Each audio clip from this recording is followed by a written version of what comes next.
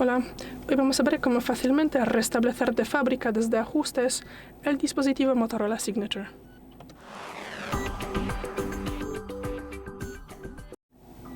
Para esto abrimos los ajustes. Luego tendremos que bajar y buscamos la pestaña Sistema. Aquí. Luego abrimos la penúltima pestaña Opciones de restablecimiento. Y luego la última posición Volver al estado de fábrica. Y claro, antes de eso vale la pena hacer una copia de seguridad o podemos también transferir los datos más importantes a otro dispositivo. Y luego confirmamos con borrar todos los datos y entramos aquí al PIN patrón o contraseña que usamos para desbloquear la pantalla. Y bueno, confirmamos otra vez con borrar todos los datos y esperamos.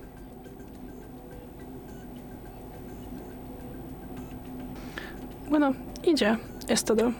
Gracias por el vídeo, déjanos un like y suscríbenos. Hasta luego.